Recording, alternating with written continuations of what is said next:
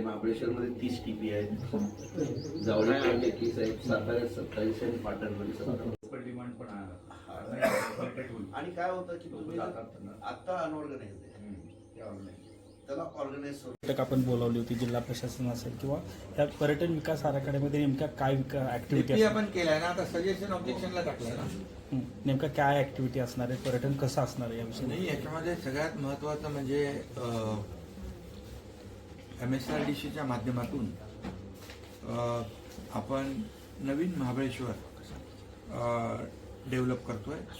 आणि आता महाबळेश्वरमध्ये पर्यटकांची संख्या आणि जे काही तिथे कंजेशन झालेलं आहे, त्यामुळे आता एक महाबळेश्वरमध्ये येणारे, साताऱ्यात येणारे, कासला येणारे पर्यटक, या पर्यटकांना खऱ्या अर्थाने एक नवीन पर्यटन स्थळ म्हणा, त्याला नवीन हिल स्टेशन म्हणा, याची आवश्यकता आहे या संपूर्ण भागामध्ये.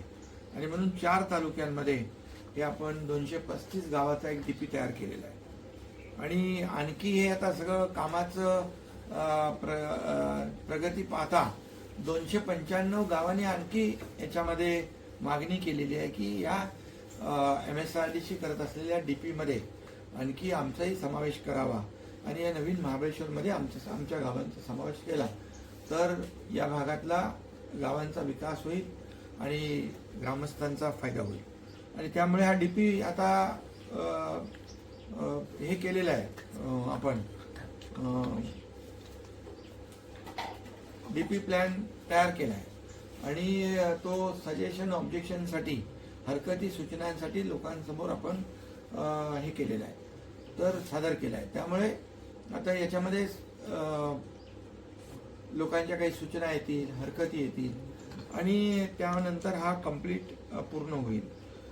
खरं म्हणजे या संपूर्ण परिसरामध्ये मोठ्या प्रमाणावर टुरिस्ट येऊ शकतील, पण त्याप्रमाणे आपल्याला हे हिल स्टेशन डेव्हलप करणं ही काळाची गरज आहे. म्हणून यामध्ये स्थानिक गावं आहेत, त्यामध्ये धार्मिक स्थळं आहेत, त्यांचं पुनर्जीवन करणं, आपले किल्ले आहेत, प्राचीन मंदिरं आहेत, मोठा आता 80-90 किलोमीटरचं बॅकवॉटर आहे, सह्याद्रीच्या रांगा आहेत आणि पूर्ण निसर्गाने भरलेला हा सगळा परिसर आहे. इथे औषधी वनस्पती आहेत आणि मोठ्या प्रमाणावर इथं आपण जर आणखी सुविधा दिल्या, कनेक्टिव्हिटी दिली तर याच्यामध्ये मोठ्या प्रमाणावर पर्यटक येतील आणि स्थानिकांना रोजगार मिळेल आणि या भागाचा संपूर्ण विकास होईल. खरं म्हणजे इथं कांदाटी भागामध्ये गोल्फ कोर्स देखील होऊ शकतो. इथे रोपवेचं प्लॅनिंग आहे, फ्युनिक्युलरचं प्लॅनिंग आहे आणि त्याचबरोबर प्रतापगड पासून पाटणपर्यंत जी म्हणजे रेल्वे, ती पण रेल्वे इलेक्ट्रिकवर असेल. म्हणजे सगळ्यात याच्यामध्ये डेव्हलपमेंट करताना पर्यावरणाचा प्रामुख्याने विचार केलेला आहे. पर्यावरणाचा कुठेही ऱ्हास होणार नाही, उलट पर्यावरणामध्ये अधिक आपल्याला भर घालता येईल, निसर्गामध्ये आणखी आपल्याला भर घालता येईल, अशा प्रकारचं आपण या ठिकाणी हे हिल स्टेशन जे आहे नवीन महाबळेश्वर करण्याचा प्रयत्न करतोय. यामध्ये टुरिस्ट ग्रोथ सेंटर असेल, डिझास्टर मॅनेजमेंट सेंटर आहे, कौशल्य विकास केंद्र आहे. इथल्या संपूर्ण परिस्थितीला आणि पर्यावरणाला आणि निसर्गाला अनुसरून ते असणार. राजमार्गाचा विकास असेल, त्याचबरोबर घाटमाता जे रेल्वेचे मी म्हणालो ती असेल, देवराई आहेत अनेक ठिकाणी, त्याचं संवर्धन असेल. आणि त्यामुळे हे सगळं जे आहे करत असताना निसर्गाचा कुठेही समतोल बिघडणार नाही अशा प्रकारचं हे पर्यटन असेल.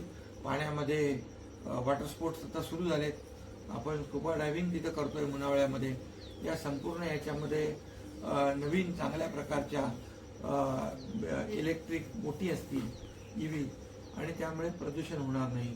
त्याचबरोबर हाऊसबोट असतील, क्रूज असतील. पण हे करत असताना पाणी देखील कुठेही एक थेंब प्रदूषित होणार नाही याची काळजी घेऊन हे सगळं आपण करतोय. त्यामुळे फ्युनिक्युलरमध्ये आहे, इलेक्ट्रिक व्हेकल आहे, ट्रॅक आहेत, नेचर ट्रेल आहे, हे इतर जे काय सगळं आपल्याला हे करायचं आहे आणि ते सगळं या ठिकाणी आपण करतोय.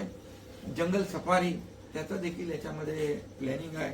सायकल मॅरेथॉन आहे, हिल मॅरेथॉन आहे, जलक्रीडा आहे, बॅकवॉटर हाऊसबोटचं तुम्ही म्हणालो, सह्याद्री कार रॅली होऊ शकते इथं, कास फ्लॉवर व्हॅली आहे, इथं तर लोक येतात आणि यामध्ये मोठ्या प्रमाणावर आपण जर पाहिलं तर हे जे काही हिल स्टेशन आहे हे जागतिक दर्जाचं व्हावं, म्हणजे इंटरनॅशनल टुरिस्ट देखील या ठिकाणी आले पाहिजे, अशा प्रकारचं आपलं एक नियोजन आहे.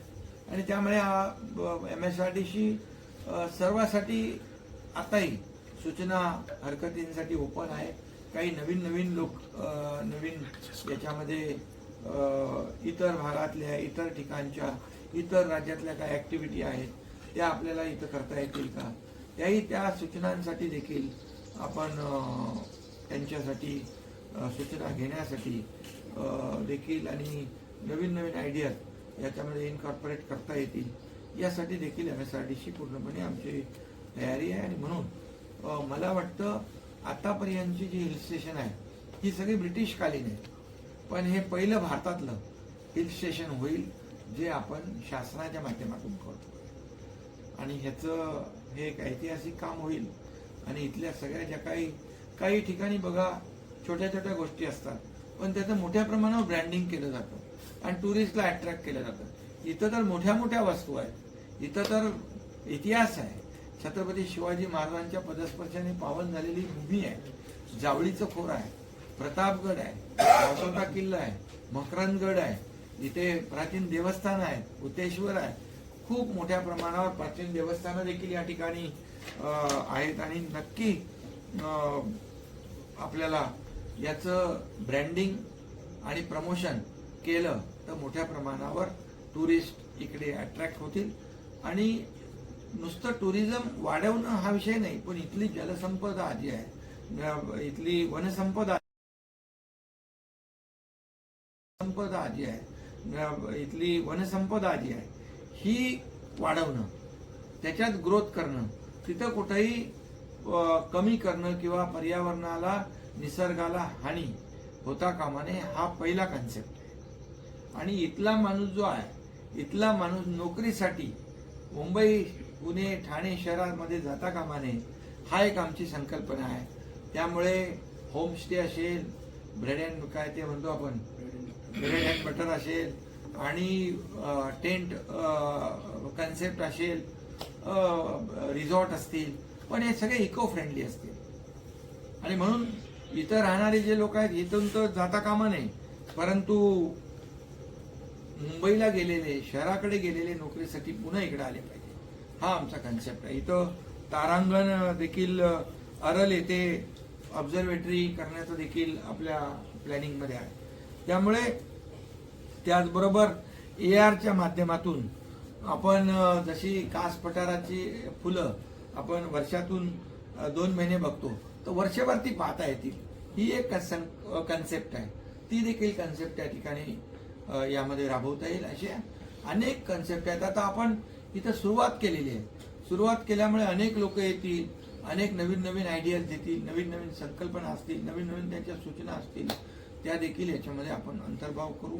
आणि हे नवीन महाबळेश्वर कसं अगदी निसर्गरम्य आणि प्रो एन्व्हायरमेंट आणि चांगलं लोकांना याचा आनंद लुटता येईल. आता लोक कसं घाई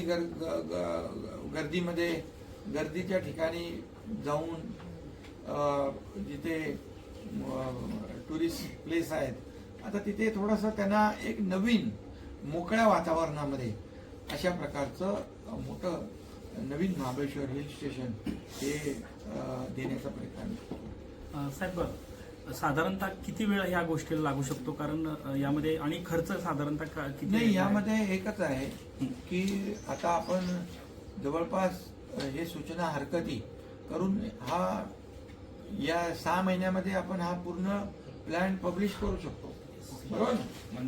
मंजूर करू शकतो. आणि त्यानंतर मग यामध्ये MSRDC आहे, यामध्ये पर्यटन आहे, याच्यामध्ये फॉरेस्ट आहे, याच्यात PWD आहे, इरिगेशन आहे. ही सगळी जी आहे ही एका छताखाली आणून या ठिकाणी प्रत्येकाने काय काय केलं पाहिजे. आता बघा आपल्या या पाण्याचं कोयना बॅकवॉटरचं जे स्टोरेज कॅपॅसिटी वाढवण्यासाठी आपण काय चालू केलं आहे, गाळ काढणे, गाळमुक्त धरण आणि गाळयुक्त शिवार अशी संकल्पना सुरू आहे. हा पण एक याचा भाग आहे.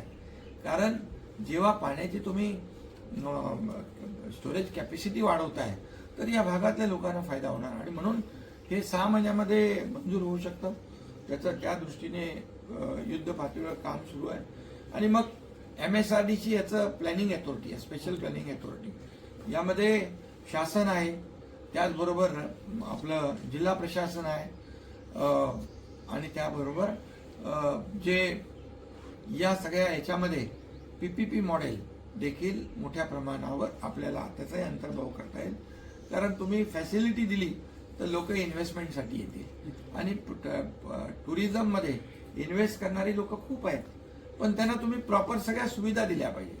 आणि म्हणून इथे मोठ्या स्टार कॅटेगरीची जी काय हॉटेल्स आहेत ही देखील या ठिकाणी येऊ शकतात, रिसॉर्ट मोठे येऊ शकतात आणि मोठ्या प्रमाणावर आपल्याला टेंट जसं म्हणतो 5 स्टार जे कॅटेगरी वाईज असतात अशा प्रकारचे इको फ्रेंडली सगळ्या गोष्टी आपल्याला करता येतील. त्यामुळे नक्की यामध्ये खूप आणि हे करत असताना डेव्हलपमेंट करत असताना कुणाच्याही शेतकऱ्यांची जागा एक्वायर केली जाणार नाही. आणि याला MSRDCच्या माध्यमातून आपण हे सर्व करतोय. त्यामुळे लोकांना सोयीचं व्हावं म्हणून आपण सातारा असेल, पाटण असेल, महाबळेश्वर असेल 4-5 ठिकाणी आपण करतोय ना ऑफिस कार्यालय, 4 ठिकाणी याची कार्यालय करतोय.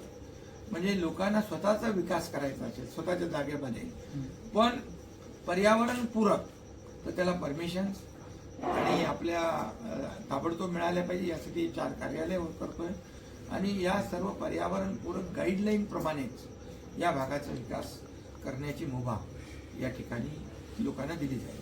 साहेब, काही भागामध्ये या ठिकाणी अजूनही थोडा पाणी प्रश्न जाणवतोय. काही 38 गावांनी पण नियोजित जे सोळशी धरण आहे त्यासाठी पाण्याची मागणी केलेली आहे. तर सोळशी धरणाच्या बाबतीत देखील मी स्वतः त्याचा म्हणजे सूचना अधिकाऱ्यांना दिलेल्या आहेत आणि त्याचं सर्वेक्षणाचं काम मला वाटतं प्राथमिक झालेलं आहे आणि सोळशी धरण झालं पाहिजे ही शासनाची देखील भूमिका आहे. आणि त्याचबरोबर काही आपण काही भागामध्ये जेव्हा पाण्याचा उतार होतो त्यावेळेस पाणी राहत नाही, त्यासाठी बुडीत बंधारे देखील 27 आपण मंजूर केले. त्यामुळे इथल्या भागातल्या लोकांना ज्याचा पाण्याचा प्रॉब्लेम होतो उन्हाळ्यामध्ये त्यांचा देखील जो काही अडचण आहे, समस्या आहे, ती देखील सोडवण्याचं काम सरकारच्या माध्यमातून केलं. साहेब, या जो काही अडचण आहे, समस्या आहे, ती देखील सोडवण्याचं काम सरकारच्या माध्यमातून केलं. साहेब, या भागामध्ये मोबाईल रेंजचा याचा प्रॉब्लेम बऱ्यापैकी जाणवतो. तर त्याच्यावर काय उपाययोजना? त्याच्यावर टॉवरची कामं चालू आहेत. ओके आणि नक्कीच त्याच्यात सुधारणा होईल.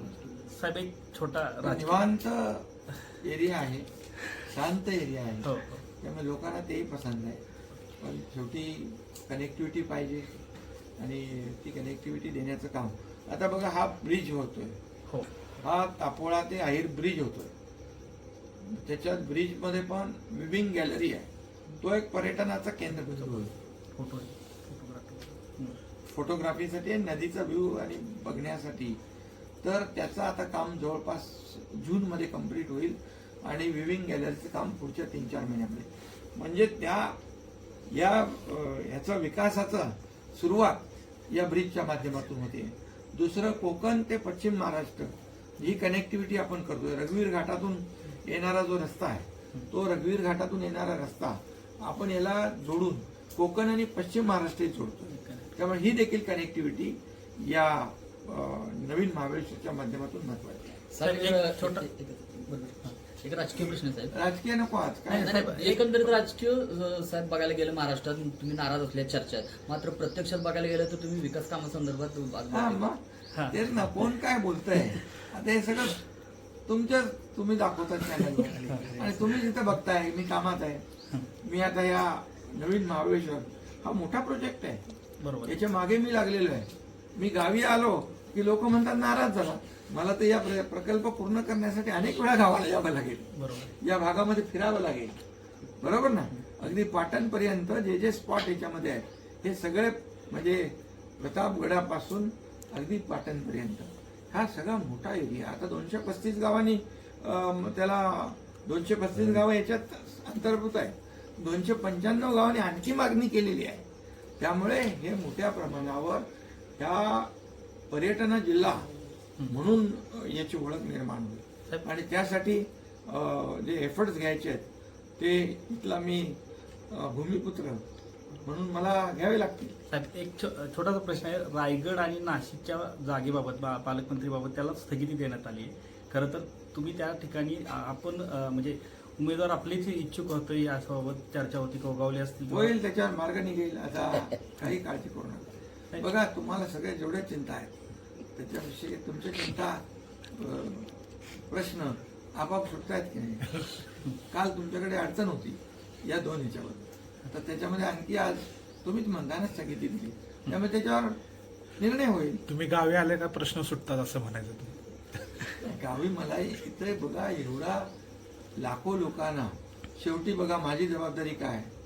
माझा एकच उद्देश आहे, या भागाचा कायापालट करणे, संपूर्ण विकास करणे. महाराष्ट्रामध्ये तर अनेक अशी जे पर्यटनाला चालना देणारी वाव देणारी ठिकाणं आहेत त्यांना तर डेव्हलप करणारच.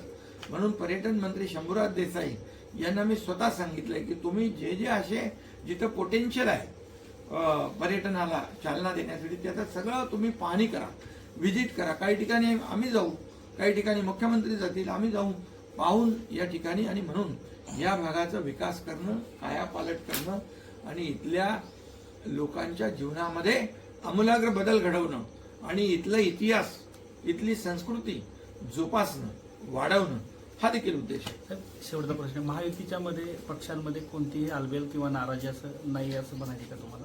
कारण आता जे काही नाराजी तुम्हाला काही असं तुम्हाला का प्रश्न पडतो?